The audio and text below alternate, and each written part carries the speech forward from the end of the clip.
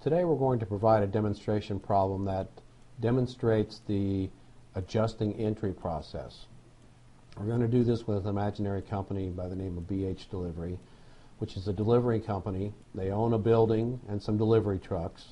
They rent some space in their building to another company called DG Repair, and they received 3 months rent in advance on December 1st.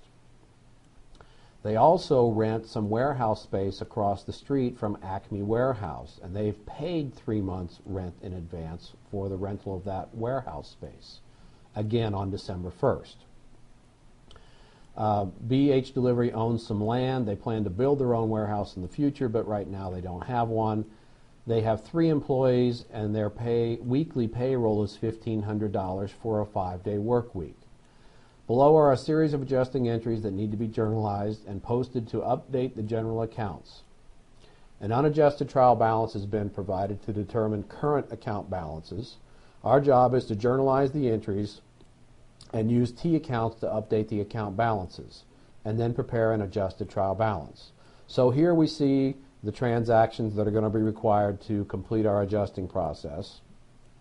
We have a journal that's available to record these entries. I've already put a heading on the page of this journal to indicate that all the entries on this particular page will be adjusting entries, and I've provided the date, December 31st. This is the last day of the year. Remember, our prepaid rent was done on December 1st, so we've got 1 month that has expired there for both the rent we've received and the rent that we've paid in advance. Here's our unadjusted trial balance. These are the accounts that had balances in them prior to our adjusting process. We see cash has a $12,500 balance, etc., etc., etc., and we see that our debits equal our credits. Our total is $346,325 worth of debits, and the same for credits. Here I have created T accounts with the balances from the unadjusted trial balance posted in those accounts that will be affected by the adjusting process. And here we have created an adjusted trial balance complete with the heading and listing of the accounts here in numerical order. You'll note that some accounts have already been added. For example, wages payable and depreciation expense for our equipment, trucks, and building have been added because they had no balances in them before. They weren't included in our unadjusted trial balance. However, after our adjusting process, they will have some balances, and they have been included in this unadjusted trial balance. So now that we have the setup done, let's get to the job of recording these adjusting entries. Now, the first one is unexpired insurance, December 31st, 2000 and X is $3,300. Now, anytime you see this, you're going to be given here the ending balance in the prepaid insurance account, and what you have to do is determine what is the amount that's been used up. Well, if we go to our unadjusted trial balance and we see our prepaid insurance account, we had a balance of $3,600.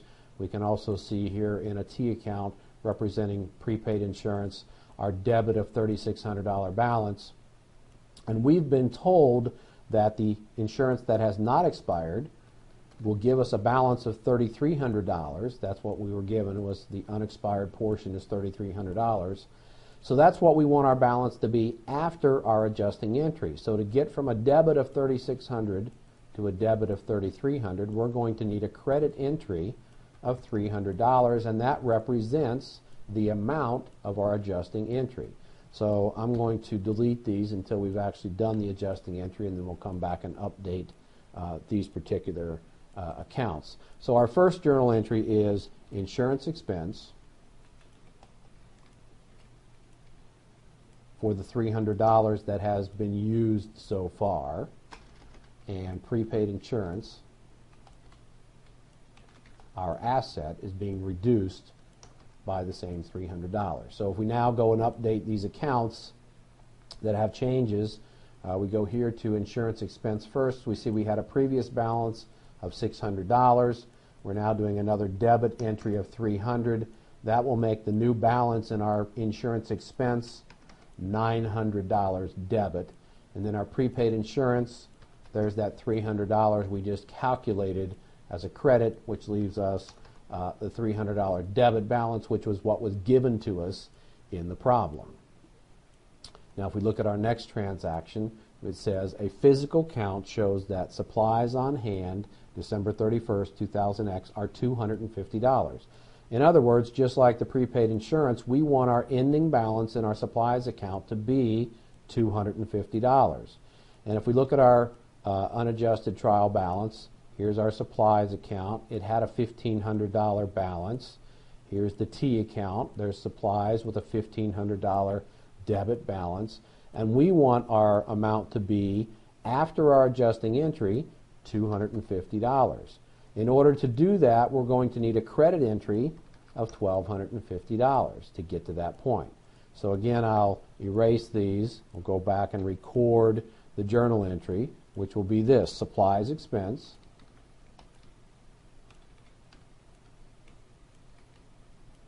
for $1,250, and our asset supplies has been reduced by $1,250.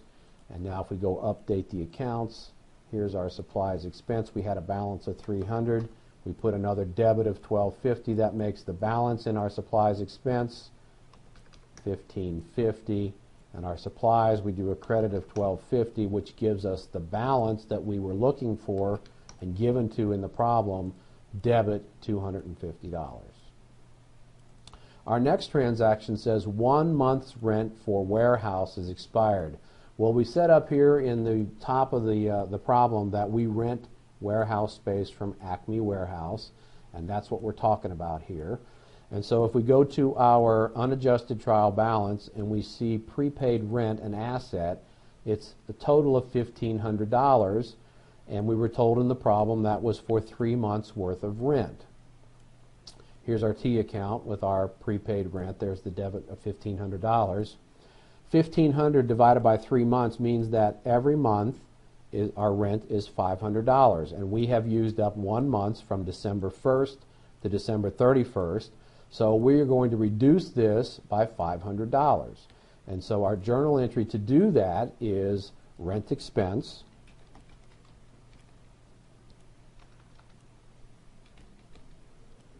$500, and we're going to reduce our asset prepaid rent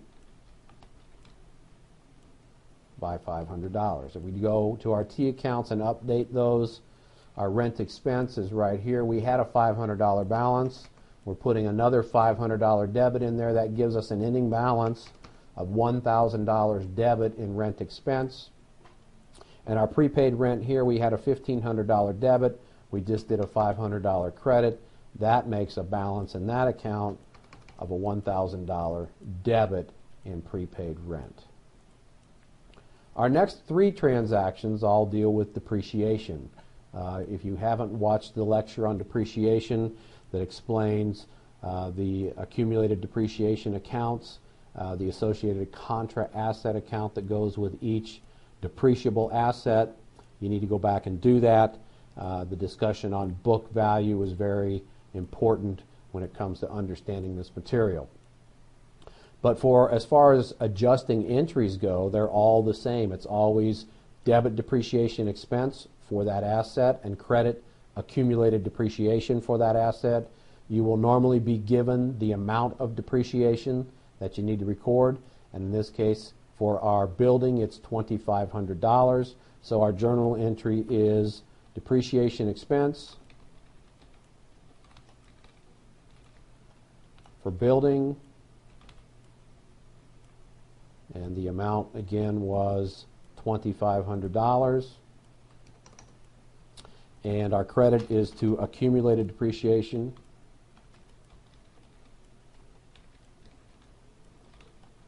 again for our building, credit $2,500. And if we go and update our accounts, here's our depreciation expense for our building right here. We had a zero balance before. We did a $2,500 debit. That makes our balance $2,500, and our accumulated depreciation for our building had a $55,000 balance. We just did a $2,500 credit. That makes the new balance in our accumulated depreciation for our building $57,500. $500. Back to our transactions. This is depreciation for our trucks for December is $450. Again, the journal entry is the same, except it's for trucks.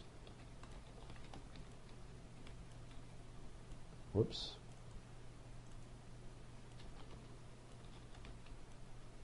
$450. And we're going to credit accumulated depreciation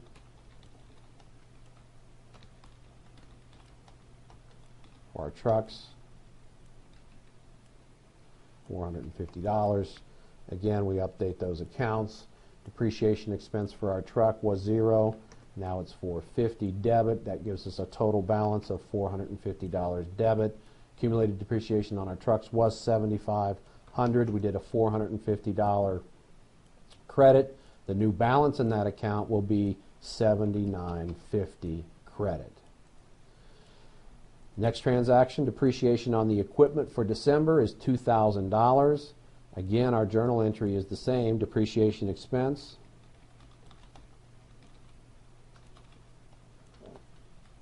for equipment,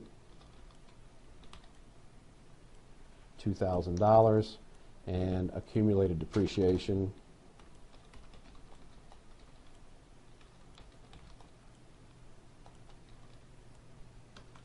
equipment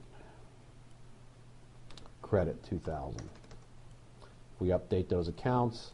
Depreciation expense for our equipment was $0. Now we have $2,000 entry, making our balance $2,000, and accumulated depreciation on our equipment was $12,000. We just did a $2,000 credit. That makes the new balance $14,000 credit.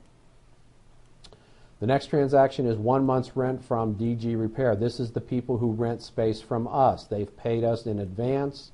We have established an unearned rent account, which is right here, totaling $600. Again, we were told in the problem that that was paid December 1st, and it was for 3 months' rent in advance. So $600, here we see our unearned rent account. There's our liability. 3 months would represent $200 per month is our rent that we charge. And so our journal entry is to record the fact that we have now earned 1 month's worth of this rent. So we're going to debit our liability, unearned rent for $200, and we're going to credit a revenue account. And a lot of people would be tempted to credit fees earned here. However, we are in the business of delivering packages, not in the business of renting space. So we would like to keep our package rental revenue separate from our rent revenue. And so we're adding a second revenue account, rent revenue. In this way, in the future, we can see, well, how much money did we actually make by delivering packages, and how much money did we actually make by renting space. So if we go update these accounts, unearned rent, we're going to debit $200, 1 month's worth of rent. That leaves us with a balance, credit $400, which represents 2 more months of a promise that we have made to provide a space to rent for DG Repair. And then our credit was to rent revenue, which we had no balance before. We just did a $200 credit. That makes our balance in rent revenue $200. The next transaction is 3 days of salaries have accrued but will not be paid until Friday's payday. So December 31st this year must fall on a Wednesday, and our employees have worked Monday, Tuesday, and Wednesday, but we're not actually going to pay them until Friday. So we've got to record a wages expense for these 3 days, Monday, Tuesday, and Wednesday, and we're going to make a promise to them that we will pay them that on Friday with the rest of their paycheck. We were also told in the problem that our weekly payroll is $1,500 for a 5-day work week, and that represents $300 a day. We have 3 days worth of salaries that have built up here, Monday, Tuesday, and Wednesday. $300 a day times 3 days means our total wages expense here for these 3 days is $900. So we have wages expense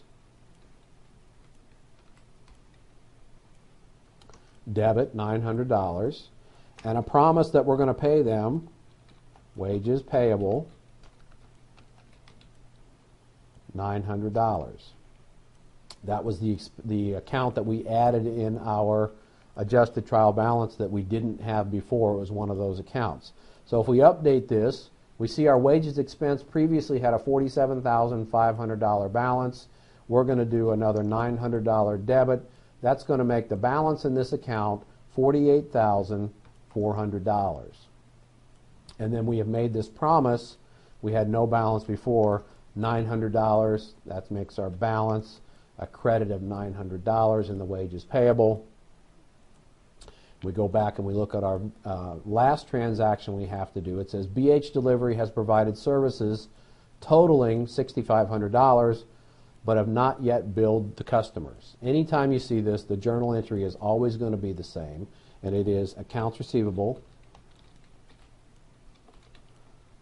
for $6,500, and this is our revenue account, fees earned, credit $6,500.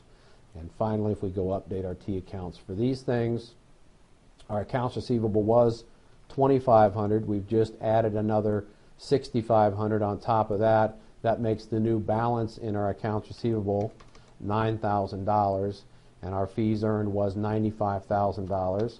Another $6,500 credit makes the balance in that account $101,500.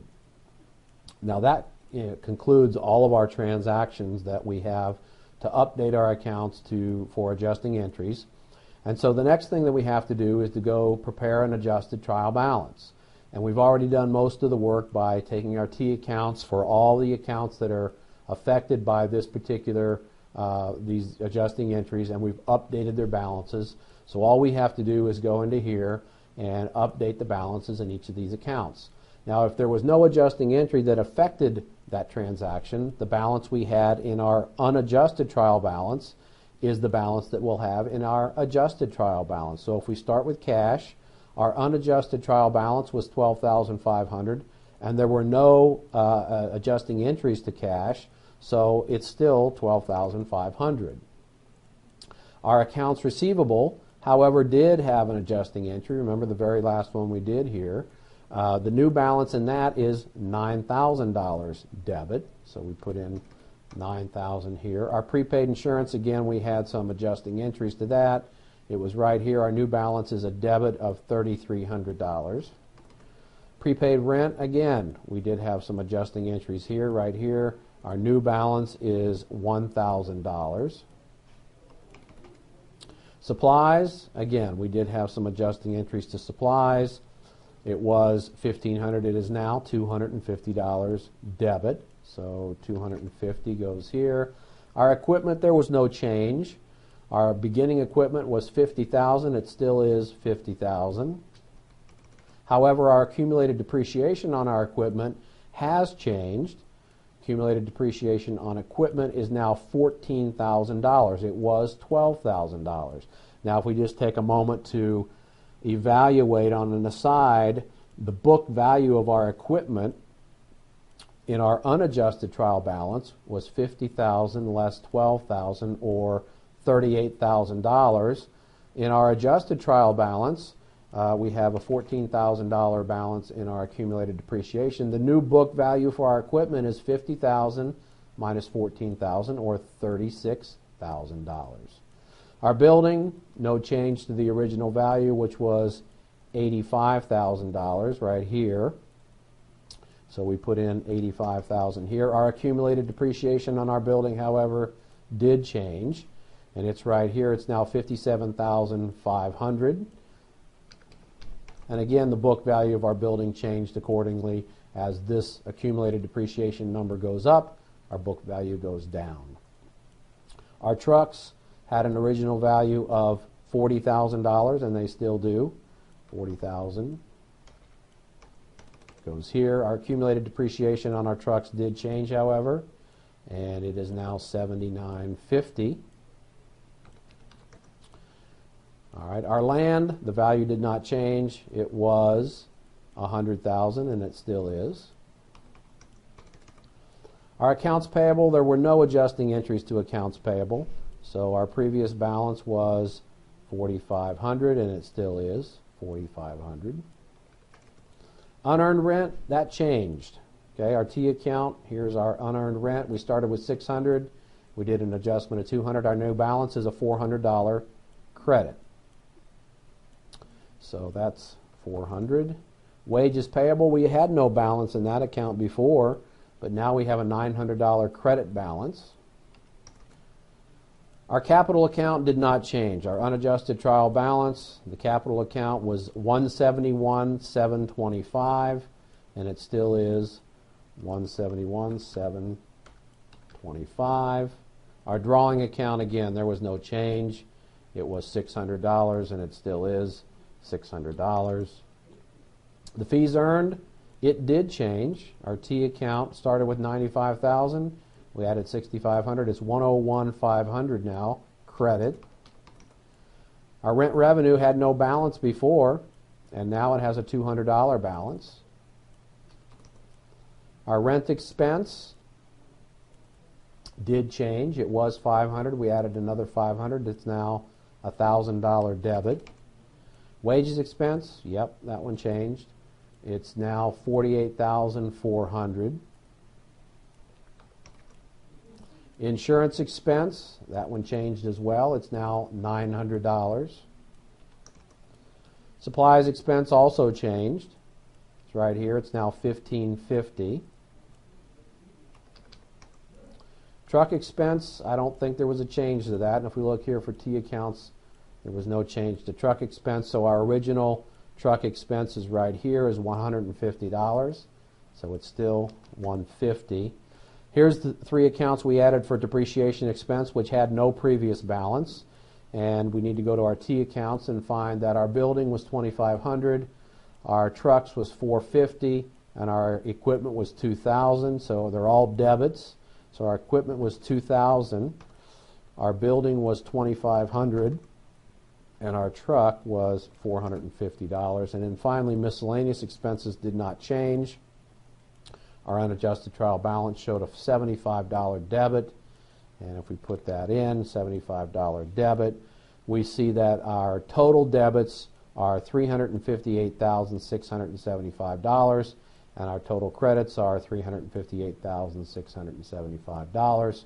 And so we've completed our adjusted trial balance. We've proved the total of our debits and credits to be equal, and that's the end of our adjusting process.